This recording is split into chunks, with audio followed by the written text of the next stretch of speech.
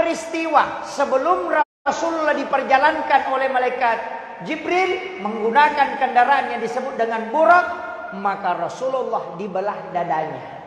Kemudian diambil air Zam-Zam, kemudian dicucilah jantung Rasulullah. Cicak itu Nabi membolehkan dibunuh. Tapi Rasulullah mengatakan ketika engkau memukul satu kali kemudian kau berhasil membunuhnya, itu 150 hasanat. Tapi kalau 2 kali kau pukul baru mati, itu tinggal 100 pahalanya. Kalau 3 kali kau pukul baru mati, itu tinggal 50. Kenapa selalu berkurang? Ternyata agama membolehkan dibunuh, tapi dia tidak menginginkan disiksa. Berarti menurut ulama kita, dia mengambil kesimpulan, berarti wudu adalah at-tuhuru, hakikat. Makanya yang dibersihkan tangan, karena ini yang banyak dosanya. Ini yang hantam orang, ini yang tunjuk orang. Ini yang tanda tangan, ini yang cukek-cukek. Ini juga yang kobik-kobik begini di HP. Ini yang suka men-share-share. Makanya ini dibersihkan. Yang kedua ini, lidah ini juga banyak dosanya. Ini yang ngomel ke kiri kemana. Kemudian ini hidung. Kadang dia cium dulu, baru dia bilang kayak sudah basi, padahal sudah habis dia makan. Di sini juga dia cuci mukanya karena itu mata. Mata ini juga yang banyak dosanya. Saya dapat dan pesan ulama. Saya pernah kasih tahu, kalau khatib duduk di mimbar untuk mengambil khutbah kedua pada hari Jumat, dia duduk di atas mimbar untuk mengambil khutbah kedua, letakkan tangan kanan di dada sebelah kiri, tekan di sini, kemudian baca Ahmad Ruhullah Muhammad Habibullah. Baca. Sallallahu ala Muhammad. Alhamdulillahilladzi rafa'al mustafa manasibal insani wal bushra wa ja'ala israhu min Makkah muqaddasi fi lailata wahidatin ayatal kubra. Wassalatu wassalamu ala asyrafil anbiya'i wal mursalin sayyidina wa maulana wa habibina wa syafi'ina wa ala alihi wa ashabihi wa sahabatihi ajma'in. Ma'asyiral muslimin, sidang jamaah peringatan Isra wal Mi'raj yang insyaallah dirahmati dan dimuliakan oleh Allah Subhanahu wa taala, wabil khusus yang kami muliakan dan kami takzimi Bapak Imam Masjid Al-Azhar Timika serta seluruh pengurus Dewan Kemakmuran Masjid yang kami muliakan, karena menganggap hal ini termasuk perbuatan bid'ah yang menyebabkan orang bisa masuk neraka. Saya hanya mengambil kesimpulan sederhana, orang yang tidak berisra mi'raj itu takut masuk neraka. Sedangkan orang yang berisra mi'raj itu kepengen masuk neraka, masuk surga. Itu aja. Jadi orang yang melaksanakan peringatan Isra Mi'raj, dia berusaha melakukan kebaikan-kebaikan supaya bisa mendapatkan surga kelak. Sedangkan orang yang tidak Isra Mi'raj takut melakukan sesuatu yang bisa menyebabkan dia masuk neraka. Jadi kedua-duanya sebenarnya benar. Satu takut masuk neraka, satu kepingin masuk surga. Mudah-mudahan niat kita semua yang tidak berisra mi'raj tetap tidak masuk neraka, dan yang berisra mi'raj itu tetap masuk surga, insyaallah. Kemudian ada tema yang diangkat panitia, dia mau menjadikan Isra Mi'raj sebagai momen untuk sebagai landasan moral di alam global. Sebenarnya begini, peristiwa Isra dan Mi'raj ini dialami Rasulullah, ada rangkaian sebelumnya di mana tekanan-tekanan hidup Rasulullah itu luar biasa. Istri tercinta beliau itu wafat, Khadijah. Paman beliau tempat bersandar ketika ada masalah juga wafat. Perekonomian beliau diboikot. Ketika wanita yang paling dia cintai tidak ada di sisinya, dan paman yang selalu membelanya juga tidak ada, ekonominya diboikot dan dipisahkan dengan pengikut-pengikutnya, maka disitulah Allah memanggil Rasulullah. Artinya apa? Ini ada satu hikmah, bahwa ketika orang meninggalkan dunia, dia harus naik mengurusi manajemen langit. Kita tinggalkan manajemen dunia, kemudian kita mendekat ke manajemen langit. Karena kapan manajemen langit yang kita pakai, insya Allah tidak pernah kecewa. Kapan orang kecewa, Pak? Orang kecewa karena dia yang mengatur hidupnya. Tapi kalau dia serahkan kepada Allah, dia tidak pernah kecewa. Maka ini penting. Mulai dari ekonomi yang kita jalankan setiap hari, tidak usah pikirkan. Yang penting berbuat. Kalau sudah buka toko, berdoa, berjualan, laku tidak laku urusannya Allah. Insya Allah tidak pusing. Yang pusing itu yang hitung terus. Menjual hari ini kira-kira berapa untungnya. Itu yang stres. Makanya kita sebenarnya hanya disuruh berbuat dan berdoa. Urusan terakhir serahkan kepada Allah. Semua, Pak. Dai juga begitu. Silahkan Anda ceramah, orang mau ikuti atau tidak ikuti, itu persoalan hidayah. Serahkan kepada Allah. Allah melihat prosesnya. Dia tidak melihat berapa orang yang ikut. Itu kuncinya. Supaya tidak pusing. Nah, ini kadang orang pusing, makanya dalam hadis qudsi itu mengatakan, man lam yashkur ala na'mai walam yasbir ala balai walam yarda ala qadai falyakhruj minal ardi falyatlub rabban siwai. Ketika engkau tidak bisa mensyukuri nikmat yang Allah berikan, dan kau tidak bersabar atas musibah dan tidak ridha terhadap takdir, maka Allah mengatakan falyakhruj minal ardi, tinggalkan bumi. Keluar kau, cari bumi yang lain. Falyatlub rabban siwai, cari Tuhan kau sembah, jangan saya yang kau sembah. Itu bahaya, Pak. Kalau tetangga yang ngusir kita, kita masih bisa pindah ke tetangga yang lain. Kalau bupati yang ngusir kita, bisa pindah ke kabupaten. Kalau Allah yang ngusir kita, kita mau kemana? Ini penting. Nah, makanya kalau mau tawakal sepenuhnya, pakai sholat. Tapi ada peristiwa sebelum Rasulullah diperjalankan oleh malaikat Jibril menggunakan kendaraan yang disebut dengan burak, maka Rasulullah dibelah dadanya. Kemudian diambil air Sam-Sam, kemudian dicucilah jantung Rasulullah. Ulama tasawuf mengatakan jantungnya Nabi tidak dicuci. Ulama fikih mengatakan dibersihkan. Ulama sufi mengatakan tidak. Nabi jantungnya tidak kotor. Hanya yang kotor itu dibersihkan. Nabi hatinya sudah bersih. Berarti dia tidak dibersihkan. Tapi Nabi di-upgrade jantungnya untuk lebih kuat lagi kalbunya. Jadi tidak mengatakan dibersihkan, tapi mengatakan ditambah hikmah. Ini kuncinya. Dan ingat, apakah air Sam-Sam yang dipakai itu menyebabkan Nabi menjadi mulia? Ulama mengatakan tidak. Air Sam-Sam menjadi mulia karena dia dipakai mencuci hatinya Rasulullah. Hajar Aswad itu mulia karena Nabi pernah menciumnya. Jadi bukan Nabi mulia, Hajar Aswad mulia karena Nabi tidak. Tapi karena Nabi Rasulullah yang menyebabkan Hajar Aswad itu menjadi mulia. Jangan katakan mulia Hajar Aswad karena dicium oleh Nabi, tidak. Yang menyebabkan Hajar Aswad mulia karena Nabi pernah menciumnya. Sekiranya Nabi tidak menciumnya ketika dia tawaf, selesai tawaf, maka sampai hari ini tidak ada orang yang mencium.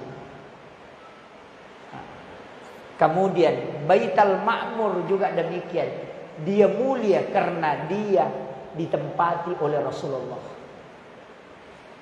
Makanya apapun yang disandarkan ke Nabi itu pasti mulia. Makanya peristiwa Isra Mi'raj ini ketika Nabi dibelah dadanya, kemudian diambil jantungnya, kemudian ditambah hikmah dengan menggunakan air Zam-Zam. Saya ingin kasih tahu, itulah sehingga orang yang mau sholat itu yang dibersihkan ada 4. Yang pertama an-nadhafah, yang kedua at-tuhur, yang ketiga at-tazkiyah, yang keempat as-sakah.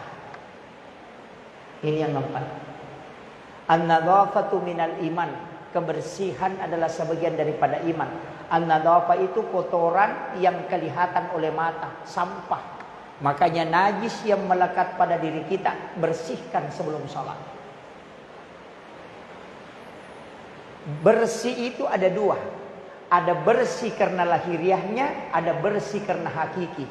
Sama dengan haram. Ada haram li satiha, ada haram li ghairiha. Kalau haram li satiha, bendanya yang haram. Kalau haram li ghairiha, prosesnya. Babi itu haram bendanya. Anjing, darah, bangkai, bendanya yang haram. Tapi kalau ayam itu halal. Tapi kalau ayamnya tetangga, itu haram. Jadi ingat, ada yang karena prosesnya. Nanti ini akan masuk di kajian sebelum sholat. Makanya an-nadhafatu minal iman, bersihkan semua yang sampah-sampah yang ada pada diri kita, kotoran-kotoran berupa najis. Itulah sehingga syarat pakaian yang mau dipakai harus suci, bersih dari najis. Yang kedua, bersihnya pakaian dari prosesnya. Ini yang bahaya. Kalau ada baju, kata Nabi, ini hadis sahih, ketika ada pakaian yang kau beli dengan harga 10 dirham, 9 dirham uang halal, 1 dirham uang haram, kemudian kau pakai sholat, maka sholatmu tidak diterima. Nabi tidak mengatakan tidak sah, tapi dia mengatakan sholatmu tidak diterima. Ini yang bahaya. Makanya Rasulullah itu punya pakaian sholat. Ada riwayat mengatakan 3, ada yang mengatakan 2. Saya cari di dalam buku risalah, ternyata yang benar 3. 2 bajunya Nabi bersamaan dijahit, kemudian ada 1 tambahan sesudahnya. Tapi ada 1 lengan bajunya Nabi itu sudah dipotong. Dia sudah gunting. Kenapa? Rasulullah itu awalnya punya 2 baju sholat. 1 agak pendek, 1 sempurna. Bajunya ini 1 gantian dia cuci. Ketika dia pakai sholat, yang satunya itu dia cuci. Tapi setelah Nabi cuci bajunya 1, kemudian yang satunya dia letakkan di atas tempat tidurnya. Kemudian Nabi berangkat berwudu, pergi berwudu untuk mengambil air wudu. Sepulang dari berwudu, kucingnya tidur di atas lengan bajunya yang terlipat. Nabi ingin mengambil bajunya, tapi khawatir kalau kucingnya bangun. Sehingga Rasulullah mengambil gunting, kemudian dia memotong lengan bajunya supaya kucingnya tidak bangun. Nanti setelah dia pasang, kemudian mengambil surban untuk menutupi. Nanti sepulang dari masjid, dia jahit kembali untuk menyambung. Itu akhlaknya Rasulullah. Kalau kita, sudah. Ada kucing langsung dihantam. Itu akhlaknya Nabi. Dari situlah kenapa Rasulullah sangat penyayang kepada binatang. Sampai-sampai binatang yang sudah mau disembelih pun Nabi marah kalau dia ditakut-takuti. Bayangkan Pak. Nabi minta pertajam pisau untuk menyembelih binatang. Jangan perlihatkan binatang yang lain, kau menyembelih binatang yang lain di depannya. Kadang kita kalau kurban, kasih berdiri sapi di sini, sembelih di sini, itu Nabi larang. Jangan kau membuat dia ketakutan. Ini imam harus tahu ini. Terutama yang pisau-pisau tajam itu. Saya sarankan imam itu beli pisau yang memang golok sembelih. Itu banyak dijual. Kalau tidak salah harganya ada yang 4 juta, ada yang 7 juta. Kalau yang lengkap full itu 7 juta sampai 14, ada sampai 14 juta. Kalau yang paling murah itu 2 juta. Yang paling murah.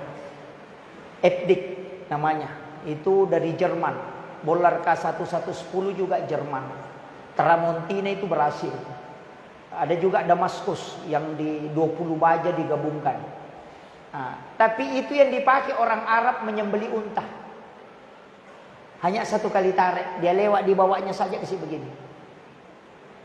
Saya punya itu di rumah. Saya sudah pakai 4 tahun menyembeli, belum pernah diasah. Itu 1 kali tarik saja kalau sapi, apalagi kalau kambing. Kalau sudah ditekan, ditarik, nah itu sudah sampai ke tulang. Itu lebih tajam dari silet. Baru itu kayak pisau saja. Itu Epdik Jerman. Itu surat serokarbon. Itu bagus dibeli kalau masjid yang beli, jangan Pak Imam yang beli. Masjid yang beli nanti jadi inventaris masjid, tapi Pak Imam yang pegang. Nah, nanti kalau imamnya ganti, pindah lagi itu barangnya. Karena itu lama dipakai. Saya sudah kurang lebih 40 ekor sapi disembeli itu belum pernah diasah. Dan itu cuma 1 kali tarik kalau orang sudah terbiasa. Penting dikasih rapat. Memang itu bunyi kalau ditarik. Itu Epdik. Epdik namanya. Itu buatan Jerman. Atau bolar K1110. Bisa juga pakai Tramontina. Itu kalau makanya kalau imam-imam itu hendaknya beli begitu. Banyak dijual online itu. Cari saja di online itu, beli tulis Epdik Jerman. Di situ banyak muncul. Nah. Kemudian cicak itu Nabi membolehkan dibunuh. Tapi Rasulullah mengatakan ketika engkau memukul 1 kali kemudian kau berhasil membunuhnya, itu 150 hasanat. Tapi kalau 2 kali kau pukul baru mati, itu tinggal 100 pahalanya. Kalau 3 kali kau pukul baru mati, itu tinggal 50. Kenapa selalu berkurang? Ternyata agama membolehkan dibunuh, tapi dia tidak menginginkan disiksa. Tanya ibu-ibu, saya kasih tahu, kalau beli ikan masih hidup, jangan dimasak bergoyang-goyang atau dibakar masih bergerak-gerak. Kasih mati dulu itu. Ini ibu-ibu yang banyak ini. Tapi kayaknya ibu-ibu banyak beli bukan lagi ikan hidup, ikan sudah dimasak langsung. Itu lagi. Iya. Nah, ini. Kemudian, ini baru pakaian. Ini baru pakaian, Pak. Sumbernya pakaian, periksa baik-baik. Apakah pakaian itu betul-betul dari sumber yang bagus? Makanya kalau ada hadiah caleg, jangan dulu dipakai sholatlah. Kecuali sedekah. Kan beda. Ada yang beda itu. Ketika dia katakan begini, ini ada baju atau ini ada sarung, saya maju dia menjadi caleg, ingat, coblos nanti nomor sekian. Wah, itu sogokan itu. Tapi kalau dia bilang, ini saya punya sedekah, saya punya hajat, mohon doakan. Semoga saya bisa terpilih menjadi anggota DPRD. Maka itu bukan sogokan, tapi itu adalah sedekah. Minta doa terhadap sedekah itu. Pisahkan ya. Jangan semua pemberian caleg dibilang sogokan. Oh enggak. Tapi kalau serangan pajar, wah itu sudah jelas. Nah, ini yang serangan pajar itu sudah jelas. Tapi ingat, orang yang disogok dan menyogok itu tidak berdosa. Tidak. Saya sudah cari-cari hadisnya tidak dapat. Kalau apakah orang disogok dan menyogok itu berdosa? Tidak. Yang ada hadisnya itu ar-ra'si wal murtasi finnar. Orang yang disogok dan menyogok keduanya masuk neraka. Tidak berdosa itu. Masya Allah. Iya. Iya. Kalau berdosa bisa bertaubat toh? Nah, itu. Kenapa Allah murka kepada orang yang disogok dan menyogok? Karena Allah yang kasih kita hidup, Allah yang menjaga kehidupan kita.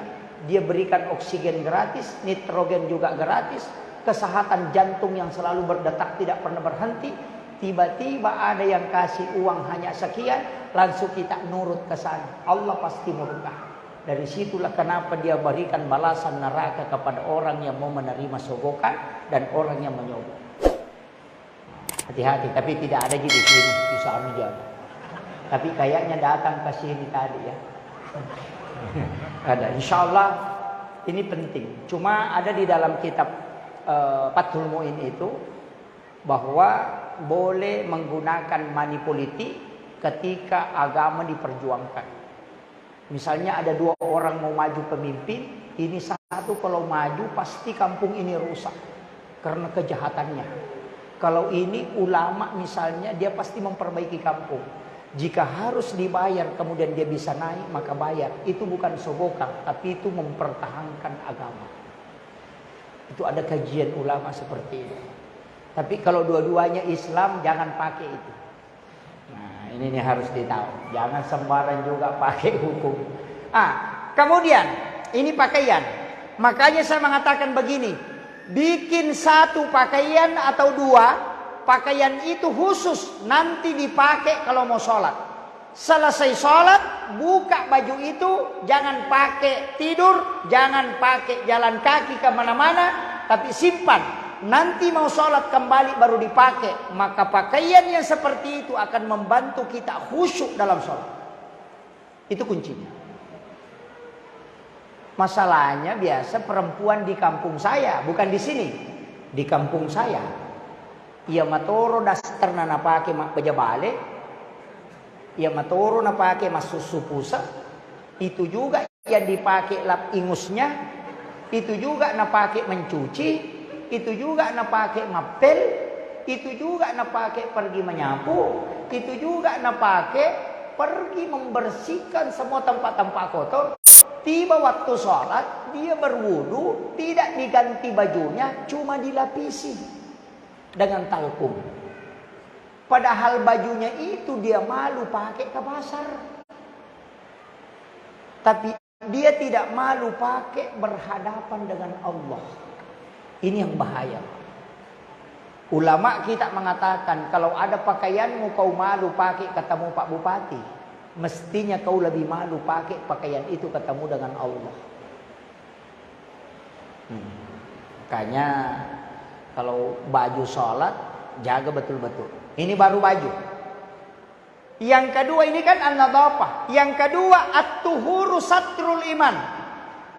At-tuhuru itu masuk wudu. Karena wudu itu tidak membersihkan najis. Ingat, wudu itu tidak membersihkan najis. Artinya, kalau najis ada di tangan kita, mestinya dibersihkan dulu najisnya, baru berwudu. Dan orang yang sudah berwudu kena najis, wudunya tidak batal. Cuma tidak boleh sholat selama najis itu ada. Makanya orang yang sudah berwudu kemudian injak tai ayam, maka bersihkan tai ayamnya, tidak usah diulang wudunya. Kan begitu. Berarti menurut ulama kita, dia mengambil kesimpulan, berarti wudu adalah at-tuhuru, hakikat. Makanya yang dibersihkan tangan, karena ini yang banyak dosanya. Ini yang hantam orang, ini yang tunjuk orang. Ini yang tanda tangan, ini yang cukik-cukik. Ini juga yang kopi begini di HP. Ini yang suka men-share.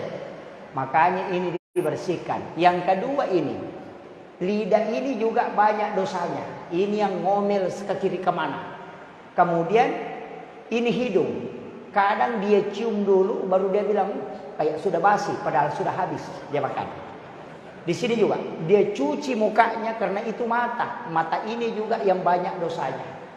Kemudian kepala diusap, itu pikiran, telinga, pendengaran. Semua yang tersentuh dengan dosa, maka itulah yang dibasuh. Maka dia mengatakan wudu itu adalah kesucian, bukan kebersihan biasa. Sehingga dia mengatakan begini, ulama sufi ini mengatakan, ketika wudumu kau sudah pakai berbohong, itu sudah kotor, jangan kau pakai sholat. Ini ulama sufi. Jadi kau pura mau pakai mak beli jenekmu aja mau pakai mas sempajang. Kalau kau sudah pakai marah-marah wudumu, tidak usah pakai sholat, karena itu sudah kotor. Memang ulama sufi begitu Pak. Ulama tasawuf itu kalau singgah di warung, bayar dulu baru makan. Kalau kita nanti kenyang baru bayar. Ya. Padahal KFC itu bayar dulu baru makan toh. Yahudi itu Pak punya ajaran tasawuf. Jalankan tasawufnya Yahudi. Kita umat Islam nanti kenyang, tusuk gigi tanya, berapa mas? Nah, ulama tasawuf mengatakan begini, ketika engkau makan dulu baru bayar, tidak ada bedanya kau mengambil mangganya orang, nanti sudah kau makan baru kau minta. Itu sama. Itu bahaya Pak. Nah, ini jangan coba-coba singgah terus di warung ya. Kalau tidak bayar dulu baru makan. Ini kalau kita agak masuk sedikit ke hakikatnya. Ulama tasawuf itu tidak akan singgah di WC masjid buang air kecil. Itu pantangan. Kenapa? Dia menganggap itu adalah penghinaan. Kalau ulama fikih, Imam Asy-Syafi'i, saya baca kitabnya, orang yang singgah di WC masjid buang air kecil, buang air besar itu makruh hukumnya. Makanya kalau mau tinggalkan tempat itu berwudu dulu supaya kau melakukan sunnah untuk menutupi yang makruh. Itu Imam Syafi'i. Tapi kalau tasawuf, oh jangan, tidak boleh. Bahkan ulama sufi yang telaten itu tidak akan minum dan makan di kendaraan yang sementara berjalan. Karena dia mengatakan mobil yang berjalan kemudian kita minum itu sama dengan minum berjalan. Tapi kalau naik pesawat 8 jam, Pak insya Allah haus. makanya saya kasih tahu, tasawuf itu agak berat. Makanya itu karena masuk adab. Yang ketiga, ulama tasawuf itu tidak akan makan dan minum pada sesuatu kecuali dia diserahkan langsung. Makanya kalau dituangkan teh, kalau tidak dikasih tahu bilang silahkan dimakan, silahkan diminum, dia tidak akan minum. Nah sebab istilahnya halal dan berkah. Kalau orang hidangkan itu halal, kalau orang persilahkan itu berkah. Jadi tidak semua yang halal itu berkah. Itu. Tapi ya kotol lobo tinggi na palingang itay way pala, na pamak de na mate, madak kaki matuk. Nah itu. Jadi itu beratnya. Makanya seringkali ulama-ulama sufi itu kalau pergi ceramah dia bawa sendiri air minum. Salah satu tanda proses menuju kesufian itu ketika dia sudah bawa air minum sendiri. Saya punya guru Pak di Biren dulu, itu kalau pergi baca doa, Mak Bukun Andre. Dipanggil baca doa di rumahnya orang, dia bawa nasi rantang dari rumahnya. Ada imam di Timika ini Pak, kalau pergi baca doa bawa rantang. Tidak ada ya? Guru saya itu bawa rantang. Bawa rantang dari rumahnya. Saya pernah tanya, Pak Kiai, tidak usah bawa makanan. Di sana kan ada. Nah kita dipanggil ke sana baca berarti ada makanan. Dia bilang, betul nak, cuma saya khawatir. Siapa tahu zakatnya dia belum bayar. Saya takut kalau mengotori kalbu ketika dia masuk. Itu hati-hatinya beliau. Kalau kita hantam semua, sampai kepiting habis. Ini pengurus masjid luar biasa. Tapi hati-hati kalau ulama Jawa, jangan coba-coba hidangkan kepiting, karena dia itu tidak makan kepiting. Iya, pengikutnya kayak Haji Maimun Subair itu mengharamkan kepiting, tidak makan kepiting. Kenapa? Karena kepiting itu hidup di dua alam. Hidup di darat juga hidup di laut. Binatang yang hidup di dua alam itu tidak boleh dimakan. Makanya kalau Kiai Haji Maimun Subair itu sampai dia wafat itu tidak makan kepiting. Makanya kalau ada ulama mengatakan kepiting haram, oh berarti memang itu yang dia pakai. Nah, cuma orang Sulawesi kayaknya makan. Nah, itu. Ulama Sulawesi itu lain mazhabnya. Dia mengatakan di mana dominan, di situ yang kita makan. Karena kepiting dominan di air, makan. Nah, itu. Tapi ada satu binatang yang bikin ulama kiai stres, Pak. Binatang apa itu? Anjing itu, Pak, mutlak jelas-jelas itu haram. Tapi anjing laut ulama stres. Iya. Kalau anjing jelas-jelas haram, tapi anjing laut itu yang parah. Karena kalau dilihat kepalanya, persis anjing. Tapi kalau dilihat badannya persis ikan. Jadi masalah. Dan Nabi mengatakan laut itu airnya suci dan binatang yang ada di dalamnya juga halal. Makanya anjing laut ulama stres. Yang melihat kepalanya maka dia mengatakan haram. Tapi yang melihat badannya bilang halal. Gitu. Saya pernah ikut kajiannya, makanya ulama kita itu kalau berdebat, kadang saya tertawa sendiri itu. Oh, itu yang diambil dasar. Saya kemarin sempat ketika debat tentang rokok, Pak. Makanya saya NU itu sampai hari ini selalu mengatakan rokok itu tidak haram. Tidak haram mutlak. Kenapa? Karena yang mempatuakan rokok haram itu alasan kesehatan. Apanya?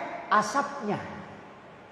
Perokok pasif, asap yang keluar dari mulut orang yang sudah menghisap rokok itu beracun karena sudah terkontaminasi dengan virusnya. Apalagi kalau orang punya penyakit, maka ya itu yang membahayakan orang lain sehingga dihukumi haram. Tapi Kiai Jawa ngomong lain. Kalau asapnya yang beracun sehingga dia menjadi haram, bagaimana dengan knalpot mobil yang juga ada racunnya? Itu jadi masalah itu. Itu pabrik yang ada racunnya itu yang knalpotnya naik, mobil trek, knalpot kapal itu juga ada racunnya, maka semua harus dipatuakan menjadi haram. Maka ustaz harus jalan kaki pergi khutbah. Itu bahaya, Pak. Makanya sampai hari ini kadang saya itu senyum-senyum. Tapi saya pernah gabung dengan mahasiswa. Pada waktu itu silaturahmi dengan Gus Dur. Gus Dur itu ketika ditanya, bagaimana hukumnya rokok, Gus? Dia diam. Muncul satu lagi tanya, Gus, bagaimana hukumnya rokok? Langsung dia bilang, kalau kamu yang merokok, haram. Kalau kiai, halal. Itu dia diam itu. Nggak, kita tidak ada yang ngomong. Nanti sudah makan, duduk sama-sama cerita, ada yang tanya, Gus, kenapa kalau kiai merokok halal? Kalau masyarakat haram. Gus Dur bilang, kalau kiai merokok baca basmalah, kalau santri tidak pernah. Saya tanya, Pak, pernah dapat orang merokok bismillahirrahmanirrahim? Tidak pernah.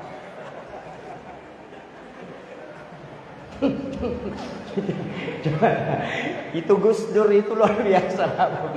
Dia bilang kalau kiai itu baca basmalah, kalau kamu tidak pernah. Coba periksa. Saya betul, Pak, bolak-balik waktu kuliah ke Makassar, semua sopir mobil yang merokok tidak ada basmalah.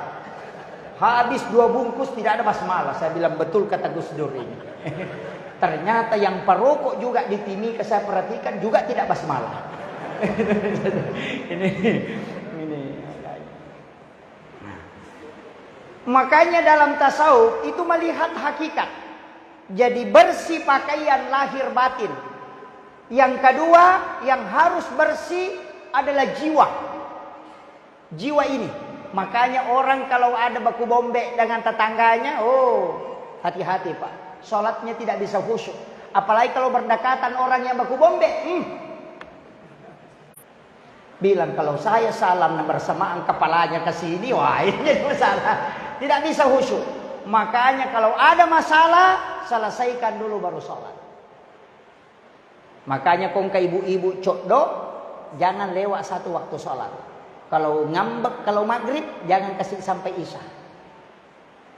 Udah berhenti. Angka tu makun recokdo, mak beni 2 penina pemaingan.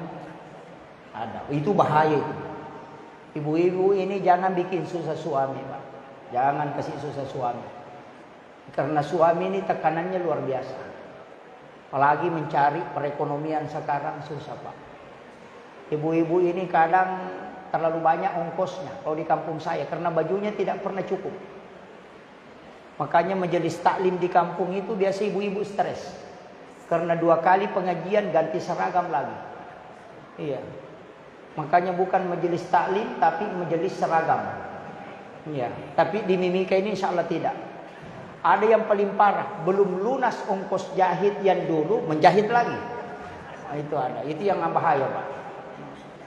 Tapi tidak ada di sini, Bu, tahu? Hah? Oh, ada. Wah, itu bahaya.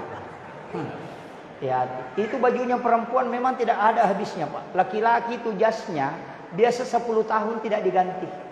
Itu aja. Bahkan saya pernah dapat jas laki-laki, Pak, jas yang dia pakai menikah, dia pakai kasih menikah anaknya. 45 tahun tidak dia ganti. Iya. Iya, kalau perempuan, oh jangan, Pak. Jangankan 1 tahun, 2 bulan. Dan perempuan itu ada dosanya, Pak. Belum pakai baju sudah berdosa. Karena baru ngambil bajunya, langsung dia bilang, nanti orang bilang itu terus nak pakai, padahal tidak pernah orang bilang. Hah? Iya. Tanpa makadatu nasa makadima tu tetulia mana nak pakai, padahal dia nak kena kadata. Weh, lena mi makada. Ini yang bahaya. Tapi tidak ada di sini, Bu, toh. Alhamdulillah, selamat ibu-ibu. Kemudian bersih pakaian, bersih jiwa, pandangan. Makanya ulama tasawuf mengatakan melihat perempuan itu batal wudu. Artinya bukan melihat secara lahiriah, tapi melihat dengan pandangan syahwat. Kau pergi berwudu, cuci matamu supaya itu tidak menghalangimu untuk khusyuk di hadapan Allah nanti. Makanya Imam Malik kalau dia berjalan dari rumahnya selalu tunduk melihat ke jalan karena takut kalau melihat perempuan ketika berpapasan. Kalau kita, Pak, melotot. Tidak ada remnya. Wah, ini jadi masalah. Itu mengganggu itu. Kemudian makanan, bersih makanan itu ada 2. Kau cuci 10 kali, tapi kalau zakatnya tidak keluar, tetap dihukumi kotor. Makanan yang masuk dalam tubuh yang tidak disakati itu akan mempengaruhi kehusyuanmu dalam sholat. Ini penting. Makanya bersihkan pakaian, bersihkan hati, bersihkan jiwa, bersihkan makanan, makan makanan yang bagus. Dan ketika mau minum baca basmalah. Ketika kita minum baca subhanallah walhamdulillah wallahu akbar, baru baca alhamdulillah.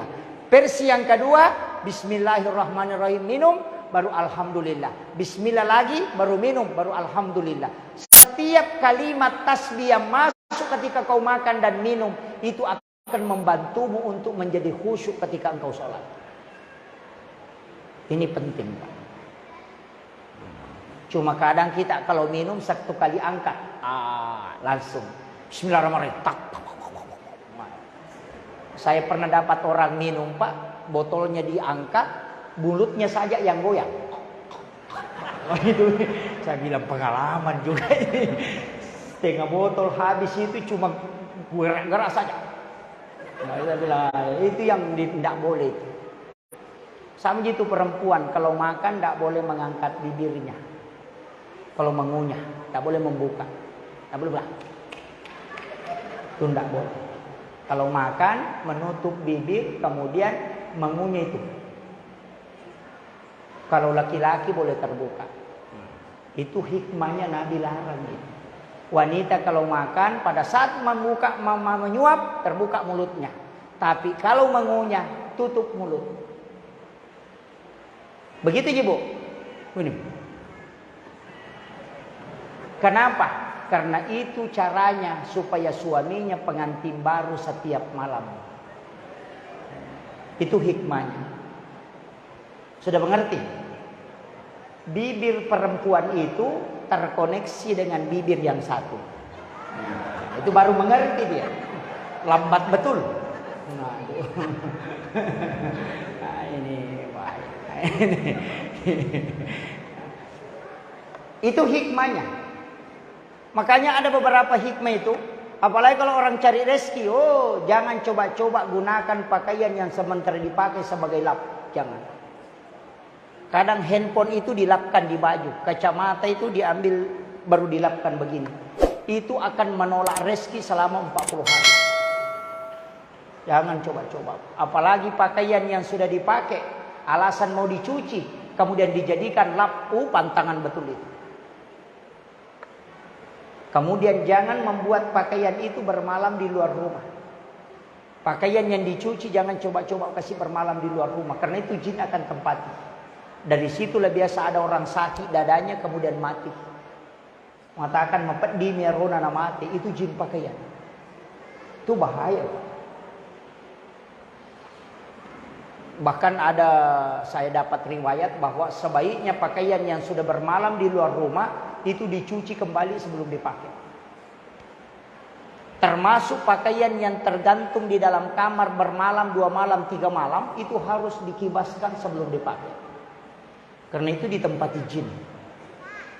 Nah, ini yang bahaya. Kadang ada pakaian Pak 1 bulan di situ tergantung.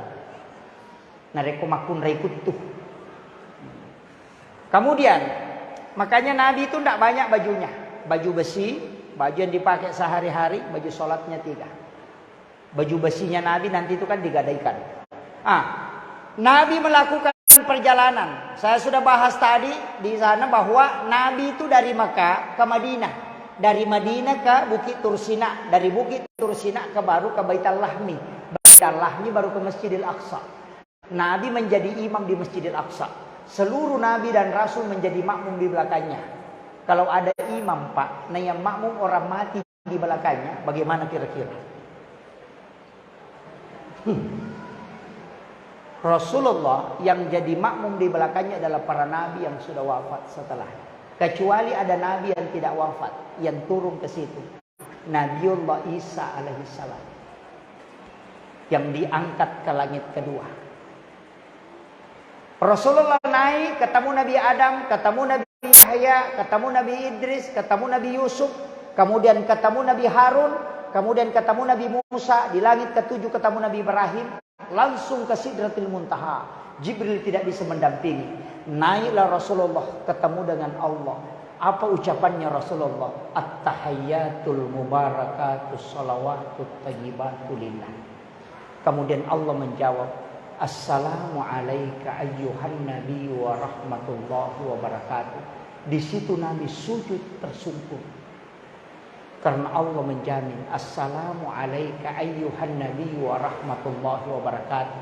Tapi di dalam sujudnya Nabi kembali mengingat umatnya. Sehingga dia bangkit kemudian memohon kepada Allah. Assalamu alayna wa ala ibadillahi sholihin. Allah masih mengingat kita. Nabi mengingat kita. Coba.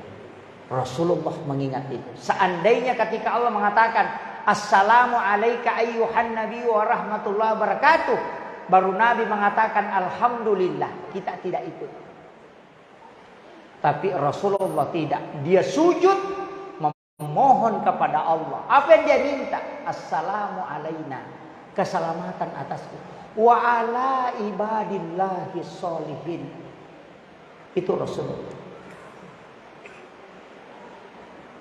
Setelah itu Rasulullah turun ketemu Nabi Ibrahim. Disitulah menerima perintah sholat. Ketika ketemu Nabi Ibrahim, ditanya sama Nabi Ibrahim, apa yang kau bawa Muhammad? Ini Nabi Ibrahim Pak bertanya lain-lain. Mestinya dia tanya, apa yang kau lakukan di hadapan Allah? Tapi apa yang dia tanyakan? Apa yang kau bawa? Nabi mengatakan sholat. Berapa? 50. Tapi memang begitu kayaknya Pak. Kalau orang Indonesia ke Malaysia, di sana ditanya, kau bawa apa? Baje. Kalau orang Malaysia ke Indonesia, dia bawa apa? Milo. Orang dari umrah pulang dari umrah tidak ditanya bagaimana tawafmu, bagaimana sa'i. Yang ditanyakan apa yang dia bawa? Sajadah, kurma, cilah. Itu tulian ni ronaku tanang. Aga na bawa, denak kada aga mu pigau. Dan dari situlah dikatakan sholat adalah oleh-oleh. Makanya Nabi Ibrahim bertanya, apa yang kau bawa Muhammad? Sholat. Berapa? 50. Nabi Ibrahim mengatakan, saya titip salam, mohon doakan aku. Makanya dari situlah ada kalimat, kama shallaita ala Ibrahim. Tapi Nabi Ibrahim janjikan, saya akan memberikan syafaat pahala untuk umatmu Muhammad yang melakukan itu. Nah, itu sepat pahalanya Nabi Ibrahim banyak sekali dari garam itu. Karena dia yang bersedekah garam. Makanya tidak ada orang di dunia tidak makan garam. Itu sedekahnya Ibrahim. Kemudian turun Rasulullah, ketemu Nabi Musa. Nabi Musa di langit ke-6. Nabi Musa itu ketika Rasulullah ketemu, menangis Nabi Musa. Kenapa? Dia bilang, kok ada Nabi junior belakangan, tapi lebih banyak pengikutnya yang selamat masuk surga. Dan dia bisa melewati saya. Tapi ketika Nabi ketemu Nabi Musa di langit ke-6 turun, Nabi Musa bertanya, apa yang kau bawa Muhammad? Rasulullah mengatakan, sholat. Berapa? 50. Nabi Musa langsung protes. Tunggu dulu Muhammad, itu kebanyakan. Umatku saja tidak mampu melakukan sebanyak itu. Apalagi umatmu. Untung betul Pak ada Nabi Musa. Seandainya tidak ada Nabi Musa, tama mana nih neraka.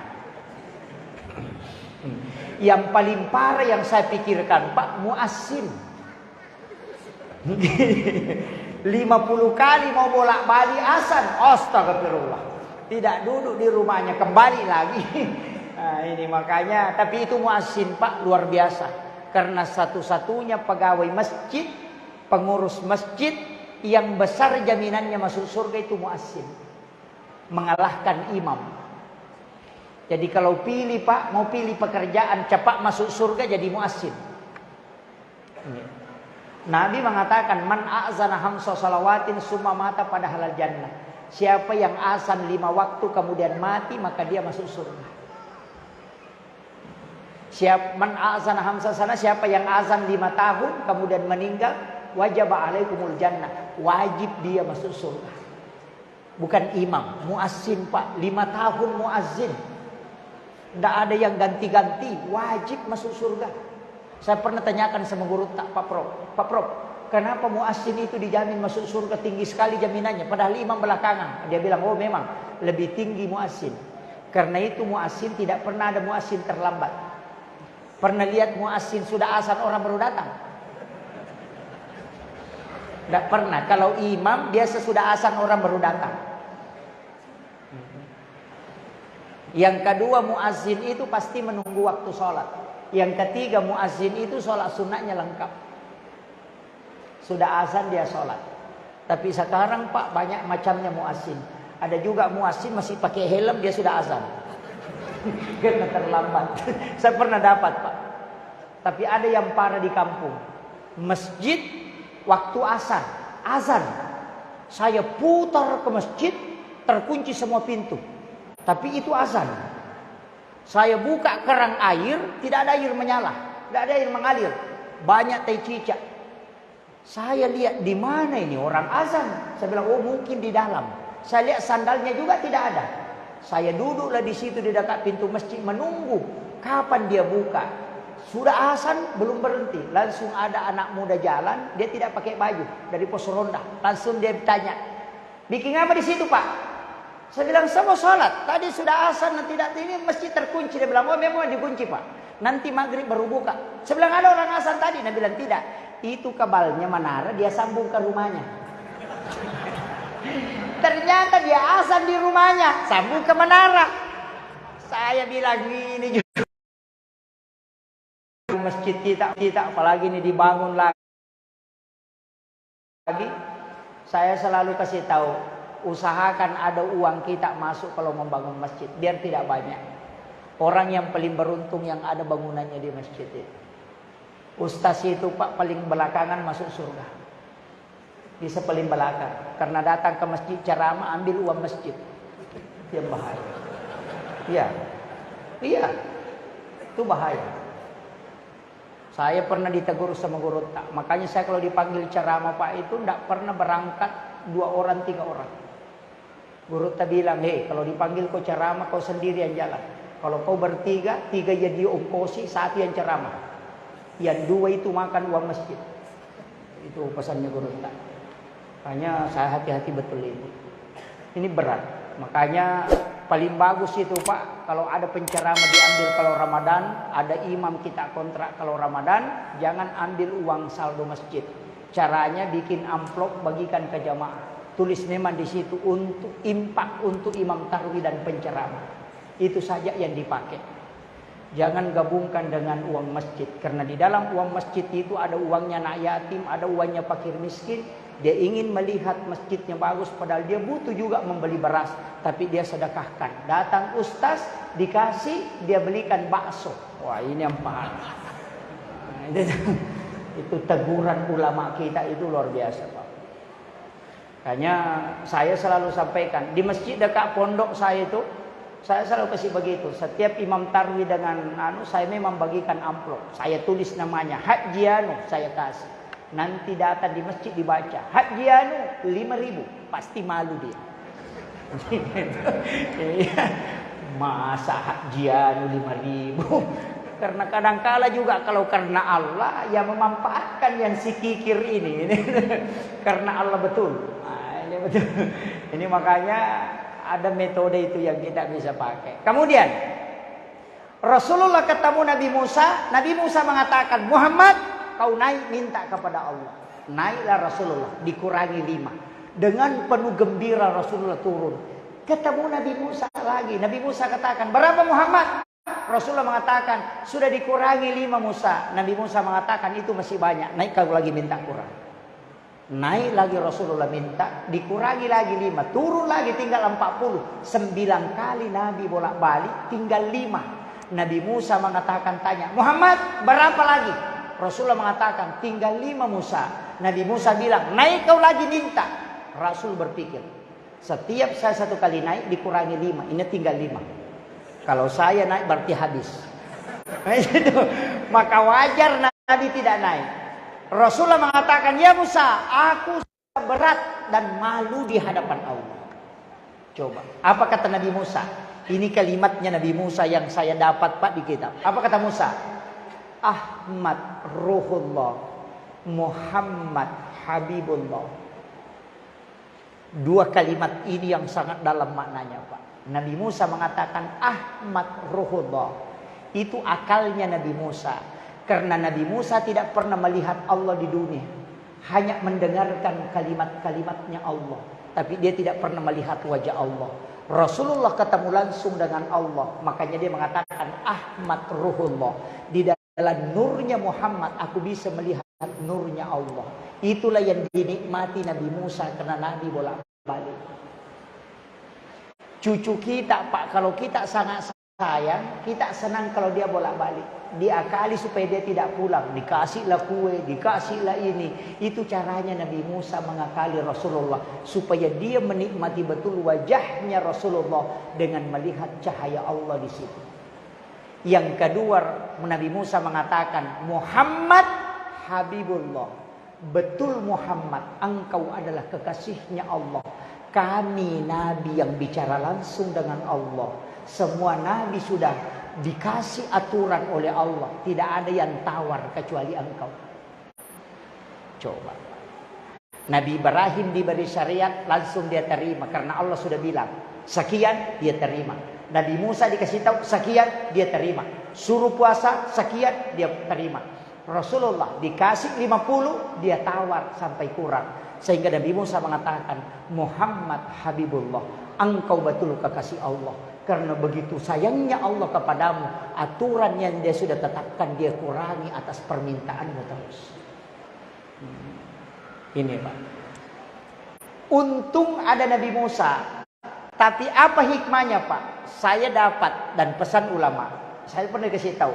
Kalau khatib duduk di mimbar untuk mengambil khutbah kedua pada hari Jumat. Dia duduk di atas mimbar untuk mengambil khutbah kedua. Letakkan tangan kanan di dada sebelah kiri. Tekan di sini. Kemudian baca Ahmad Ruhullah, Muhammad Habibullah. Baca. Kalau engkau akan mendapatkan syafaatnya Rasulullah. Sudah hafal Pak? Ahmad Ruhullah, Muhammad Habibullah. Setelah itu Rasulullah turun, ketemu Nabi dengan Nabi Adam. Nabi Adam yang kasih doa, fil alamina innaka hamidun majid. Maka sempurna. Tapi setelah Nabi turun ke bumi, sholat 2 hari menangis. Kenapa menangis? Dia ingat yang dikasih. Bayangkan menghadap ke Pak Gubernur, dikasih bantuan 50 miliar, tapi dikurangi, tinggal 5 miliar yang sampai. Nabi menangis karena mengingat ibadah yang dia senangi itu dikurangi. Tapi datanglah malaikat Jibril mengobati Rasulullah. 50 rakaat, tinggal 17 rakaat, 5 kali dikerjakan. Setelah Nabi meneteskan air mata, Jibril datang membisik. Engkau diberi zikir Subhanallah 33, Alhamdulillah 33, Allahu Akbar 33. Kenapa 33? 17 rakaat ditambah 33, itu 50 jumlahnya. Itulah yang menjadi total salat yang kita diberikan sebelumnya. Makanya ulama kita mengatakan zikir yang sesudah sholat 33 jangan ditambah, jangan dikurangi. Karena itu yang menyempurnakan rakaat sholat yang ditinggalkan oleh Rasulullah. Tapi ada yang baca cepat. La radiyallahu maulana subhanallah subhanallah. Alhamdulillah bendu. Allahu akbar bar. Ada yang lebih parah. La radiyallahu subhanallah. Alhamdulillah. Allahu Akbar. Amin. Fatihah. Wih. Karena itu baca. Saya senang di sini, Pak. Masjid di Mimika ini luar biasa. Saya tadi ke sana doanya kencang. Saya dari di sana kalau kencana doanya kencang juga. Di sini kencang. Saya bilang ini yang membuat berkah di kampung ini. Doa itu luar biasa. Ada juga imam Pak berdoa enggak tahu apa dia bilang. Ujungnya saja jelas maut. Tapi jamaahnya juga pintar, langsung kejar saja amin.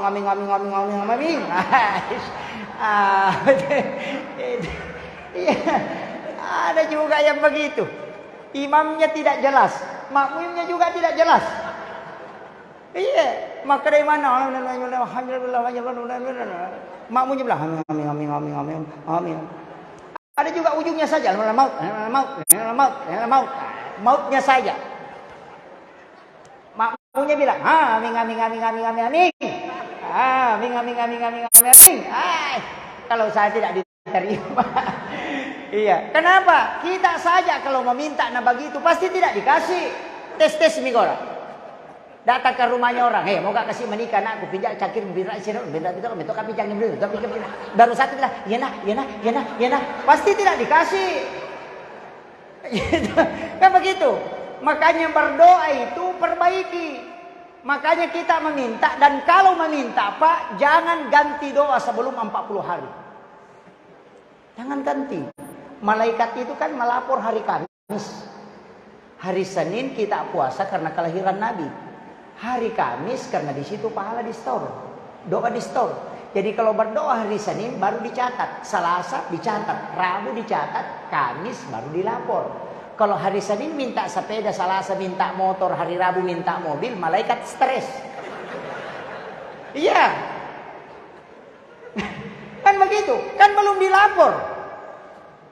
Nanti ditanya apa yang dia minta. Nggak tahu, ini kemarin minta sepeda, tadi minta motor. Kan ya sama aja anak kita toh. Kalau ada anak kecil, mak belikan kak sepeda, besoknya mak belikan kak motor-motor, mak belikan kak motor-motor listrik, besoknya lagi mak belikan kak baju baru. Pasti kita beli es krim supaya dia diam. Tapi kalau ada anak kita bangun, mak belikan kak sepeda, kita mau ke kantor, mak ingat belikan kak sepeda. Pulang kita dari kantor, mak ada nih ke sepedaku. 1 minggu saja anak kita selalu bilang, mak belikan kak sepeda. Kalau ada uang kita pasti belikan. Begitu juga hamba ketika berdoa dia tidak mengganti doanya. Allah mengatakan betul-betul hambaku menginginkan apa yang dia minta. Kalau hari Senin minta sepeda, Selasa minta motor, hari Rabu minta pangkat.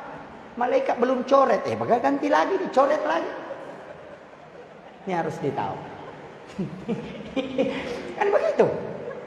Ini kadang kala kita berdoa itu Pak, pergi sholat subuh lihat orang naik sepeda listrik. Ya Allah, mudah-mudahan saya juga bisa kasih rezeki sampai listrik. Sekalinya pergi sholat duhur, nah lihat orang naik motor baru, minta lagi. Mudah-mudahan aku naik motor baru. Kan kasih rezeki motor baru. Sekalinya pergi sholat maghrib, lihat orang naik mobil baru, berdoa lagi. Ya Allah, mudah-mudahan juga bisa dapat mobil baru. Malaikat stres. Apa yang kau inginkan ini? Kau usaha 1 hari saja sudah berubah-ubah. Disitulah maknanya kenapa wa isa sa'alaka ibadi anni fa inni qarib ujibu da'watada iza da'an. Ada orang berdoa itu tapi tidak iza da'an. Berdoa hanya sepintas lalu. Tapi yang istiqamah, Nabi Musa saja berdoa 30 hari disuruh tambah menjadi 40 hari. Makanya ada ulama mengatakan ijabun doa arba'ina yauman mania. Kalau mau diterima doanya 40 hari jangan ganti. Kalau bapak-bapak mau minta istri 40 hari berdoa. Yang belum punya, yang sudah punya tidak usah minta. Cukup satulah. Rasulullah itu tidak poligami ketika Khadijah. Nanti meninggal Khadijah baru Rasulullah poligami. Kenapa istri pertamanya dia tidak poligami? Karena betul-betul cukup betul dengan Khadijah. Khadijah itu kalau Nabi capek dia pijit. Baru dia mengatakan diriku adalah milikmu, semua hartaku adalah milikmu, dan jiwaku engkau yang memiliki Muhammad. Bayangkan. Kalau istri kita, makanan kau punya, rekening saya pegang. Itu bagaimana bisa beres? Iya. Tapi tidak begitu di sini, Pak. Memang perempuan itu aneh. Kalau dikasih uang, dia tidak hitung. Tapi kalau kita minta, dia hitung. Tidak begitu jadi sini toh? Sama. Baru kalau kita ambil langsung dia hitung. Kau ambil kemarin sekian, mana sisanya? Kalau dia enggak. Makanya sebenarnya wanita itu tidak boleh mengambil uang suaminya. Kalau dia, misalnya begini Bu. Pak, saya mau beli ikan. Kasih kak dulu wanta 20.000. Nah bilang ada di saku celana. Jangan coba-coba ambil uang di saku celananya. Ambil celana itu, bawakan suami, nanti dia kasih kita. Bila wah susah itu Pak Ustaz. Nah sudah diminta. Oh iya, Nabi tahu.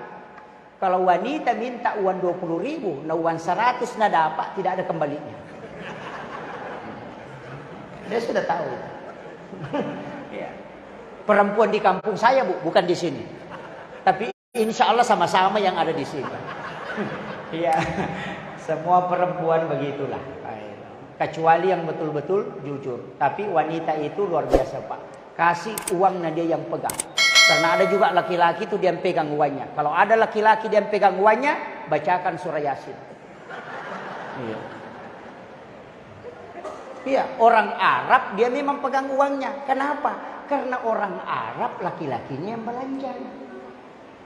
Bikin malu kalau perempuan yang belanja. Kalau kita di timur wanita yang belanja. Kalau laki-laki yang belanja, maka darone maturat toy. Lena lo mak belanja. Itu bedanya. Makanya wanita yang pegang uang. Itu berkahnya kalau wanita luar biasa Pak. Hanya bapak-bapak kasih uang ke istri. Ibu kalau terima uang baca Alhamdulillahirabbil alamin ala fi kulli halin ma razaqtana. Itu yang dibaca. Sudah dihafal Bu? Hah? Belum? Jadi selama ini pakai apa? Hah? Bilang saja makasih. Ini. Ada doa-doa itu Bu yang tidak boleh perempuan tinggalkan sebenarnya. Ada beberapa doa itu yang tidak boleh. Terutama doa ketika suami datang ke rumah. Suami itu harus didoakan. Karena yang doanya lebih cepat itu perempuan. 3 kali lipat lebih cepat doanya perempuan dibanding laki-laki. Makanya bapak-bapak tidak usah terlalu panjang doanya. Titip saja sama istri. Iya. Terus terang Pak, saya adalah orang yang paling sedikit berdoa untuk diri saya. Saya selalu titip ke istri. Kalau ada hal-hal penting itu saya titip. Kadang saya SMS, mohon didoakan. Kenapa? Karena dia lebih cepat diterima doanya. Orang hebat itu Bu, lihat siapa di sampingnya. Orang hebat itu lihat di sampingnya. Pasti orang yang di sampingnya itu lebih hebat. Kita mau tahu, Soeharto orang hebat. Tapi kapan dia jatuh? Ketika Ibu Tin wafat. Habibie orang hebat, tapi ketika Ibu Ainun wafat, habis dia. Susilo Bambang Yudhoyono masih hidup sampai hari ini. 2 kali jadi presiden, tapi ketika Ibu Ani wafat, jatuh tidak bisa bangkit. Itu pelajaran. Bahwa wanita yang ada di samping kita, itulah yang membuat rahmat Allah selalu melekat pada diri kita. Maka itu bisa jadi pilihan. Bahwa siapa yang paling besar kasih sayangnya kepada istrinya, maka pasti hidupnya berkah. Tapi siapa yang sering bikin jengkel atau menangis istrinya, lihat kehidupannya pasti pontang-panting. Itu kuncinya. Dan itu konsensus, Pak. Makanya kuncinya kalau mau hidup berkah, kasih sayangmu ke istri. Itu saja. Makanya kiai itu banyak takut sama istrinya. Bukan istrinya dia takuti. Takut kalau Allah murka kepadanya. Itu kuncinya. Kiai saya itu kalau istrinya ngomel langsung diam. Jadi salah satu juga contoh wali itu, Pak, kalau istrinya dia sudah takut sama istri itu sudah makam wali itu. Kalau ada suami paling takut itu sama istrinya, itu contoh wali itu. Contoh waliullah itu salah satu isyarat kewalian itu. Tapi memang ada perempuan yang tidak bisa ditundukkan. Yang penting kalau ada wati di ujungnya pasti tidak bisa ditundukkan. Sukmawati, Rahmawati, Patmawati, Iwati, tidak bisa tunduk itu, Pak. Kalau ada suami di sini istrinya ada wati di ujungnya, atun rutoto ni nanaki gang kamate. Insyaallah. Tetap kita lu kiloro. Ya, coba cari. Kalau ada perempuan Sukmawati, dia itu lemewi mapangewang. Patmawati juga begitu. Rahmawati, yang penting ada wati di ujungnya.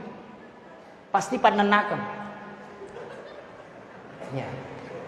Tapi kalau dia jadi pemimpin, pasti hebat. Karena dia bisa menundukkan laki-laki. Coba lihat Megawati, ya itu. Itu. Patmawati, ya itu kena. Dan itu dikasih tahu Guruta. Jadi Guruta itu sudah ngaji kitab khusus. Ada kitab itu memang fikih anatomi namanya. Dia tahu betul itu. Melihat mukanya orang, oh ini orang begini sifatnya. Ada memang, Pak. Maka dari Guruta yang kata buku ingat nama Kalasilas itu. Kalau hidungnya bengkok begini, itu tinggi akal jahatnya itu. Ya kong kata mapalisu anina, ada pelisunya lah hilayawa, ya kong kagaga naleko jamu mariu apa nalape mamatu. Pesan na Guruta itu. Ya nang kata malampe amputuna pacan ringat tuh. Itu ulama sudah tahu itu. Nang kata macamba nama bulu-bulu arona, nak magampa tu kalasya kita tahu. Nang katau malampe isina malapa arona masak gak. Itu Guruta sudah tahu itu. Karena memang tanda-tanda itu ada. Tapi tidak usah dibahas semua itu. Kemudian jadikan sholat sebagai alat untuk komunikasi langsung dengan Allah. Karena satu-satunya ibadah yang tidak pakai perantara hanya sholat. Tidak pakai perantara, Pak. Malaikat tidak. Orang yang sujud dengan ikhlas, malaikat dan iblis tidak tahu apa yang dia minta. Karena Allah mengatakan, ikhlas adalah rahasia dari sekian banyak rahasia yang aku miliki. Makanya ada namanya ilmu ikhlas. Saya kasih tahu bapak-bapak, kalau punya mobil di Mimika ini, kalau punya mobil, beli bensin, simpan di dalam mobil. Tutup rapat di botol aqua, kasih masuk di kantong plastik, kemudian simpan di jok mobil. Niatkan. Saya bawa mobil ada orang kehabisan bensin, saya akan kasih bensin itu untuk dia pakai. Maka itu adalah amal ikhlas. Yang kadang orang tidak sangka-sangka bisa menolong orang, maka itu bisa dipakai bertawassul. Saya dikasih tahu sama Guruta, kalau punya mobil nak siapkan bensin di situ. Kalau motor saya itu Pak selalu ada selang panjang itu untuk mengisap bensin. Biasa sementara perjalanan ada orang kehabisan bensin, saya kasih. Ulama kita mengatakan kalau doa nak kadang kau lupa, tapi selama bensin itu ada di kendaraanmu tidak akan kena musibah karena ada malaikat rahmat yang menjaga.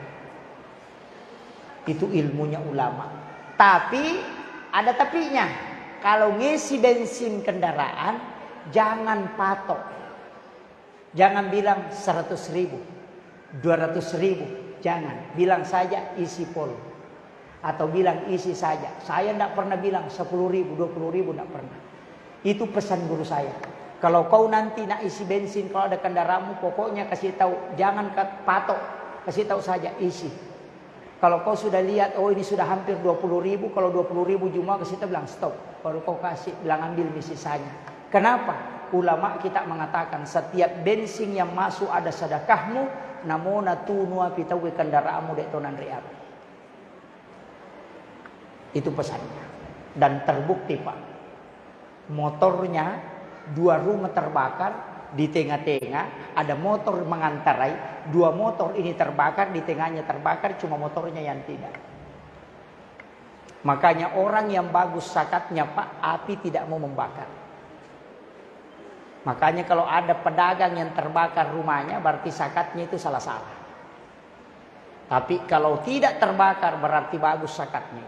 Karena memang api tidak mau merusak kalau dia milik Allah. Nabi Ibrahim tidak terbakar oleh api karena dia milik Allah.